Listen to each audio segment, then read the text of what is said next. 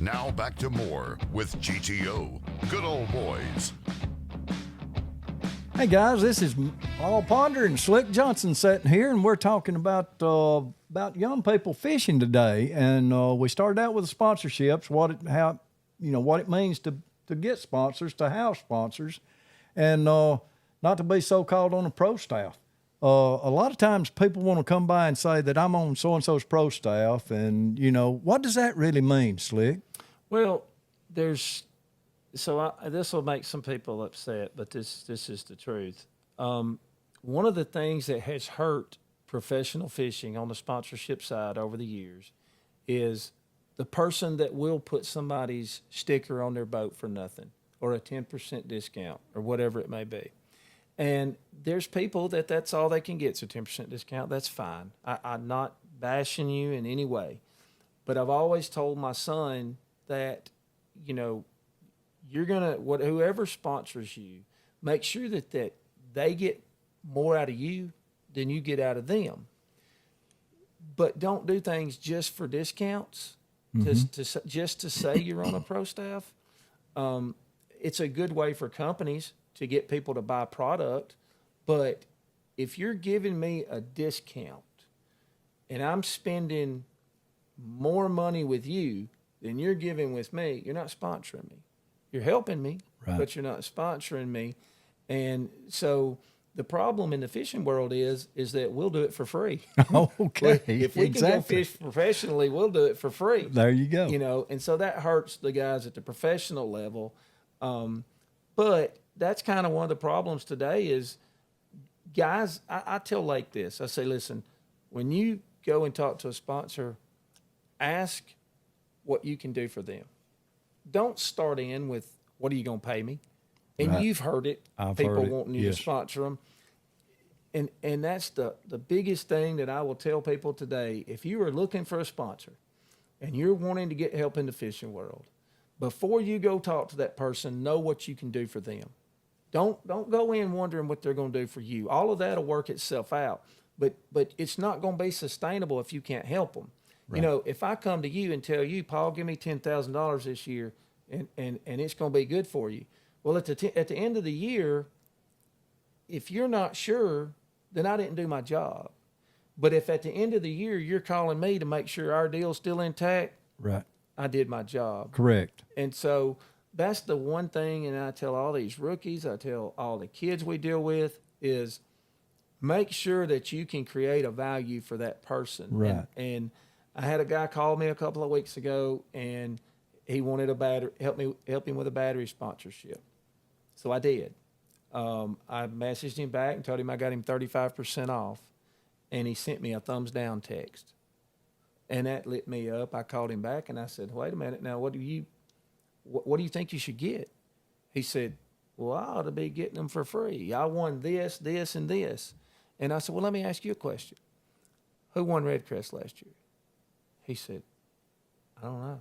I said, who won the Classic last year? He said, I can't remember. I said, exactly. So how many people do you think knows you won something?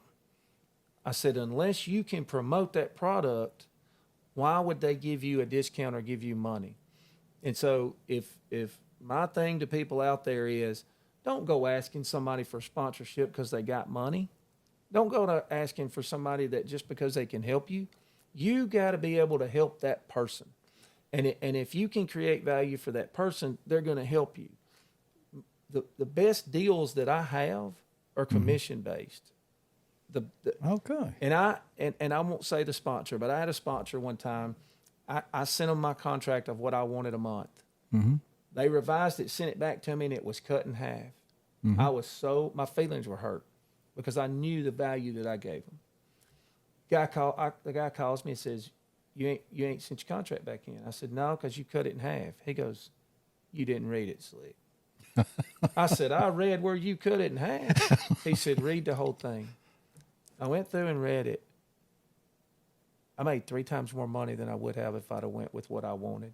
Wow. Because he gave me a percentage of what I sold. Mm-hmm. And he told me when I called him, he said, Slick, you undersold yourself.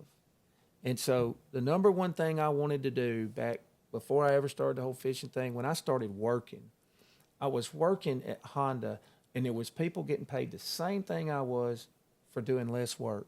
And I always said, if I ever get out in the real world, I'm going to create a business where my people get paid for what they do.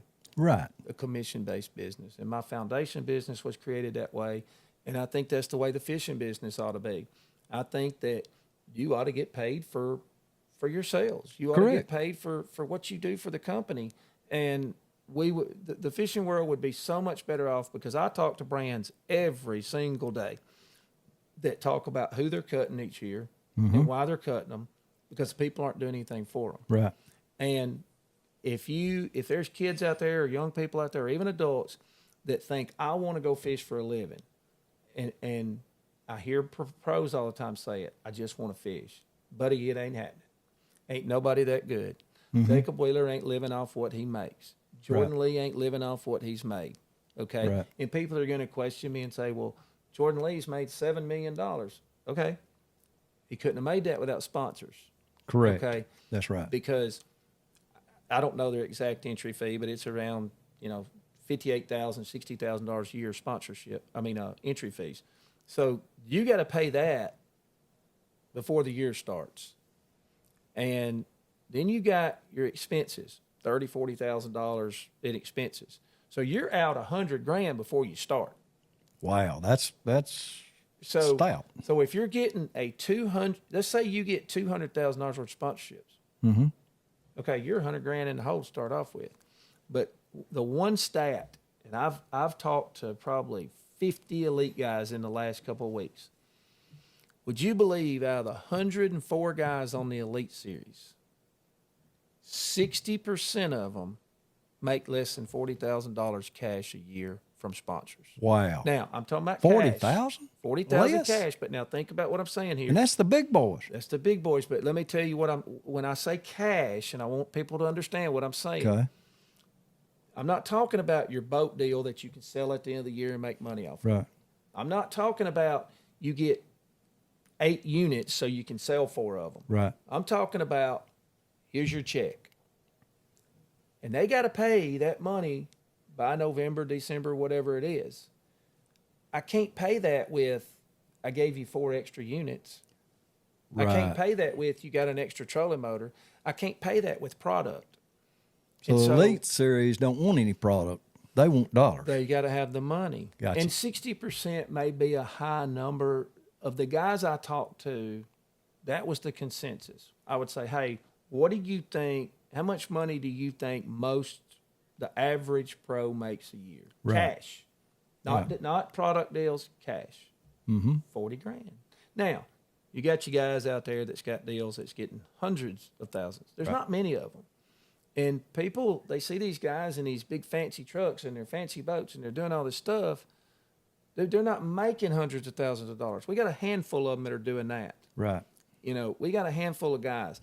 And if you go look at it, the handful of guys that we got that's doing that, they've got the whole deal. Look at Jacob Wheeler. He dominated. He was one of the first, besides Scott Martin, that dominated the social media side, and he was good at fishing. Right. Scott Martin has been very successful in the last 12 months. I promise you, Scott Martin has made more money off his social media than he has fishing. Correct. Promise you. And so, that's one of them things that people don't understand is the social side of it. It's not just fishing, and that's what I try to tell Lake. There's a business side to what you're doing. Great. Guys, we're going to another break. We'll be right back. We've got a big deal coming up right here. It's a revolutionary product that just hit the market, and it's been 9 years in the making. And Mr. Slick Johnson's going to explain it because he's got one of them. Y'all come back and see us. We'll be back with more GTO Good Old Boys after this.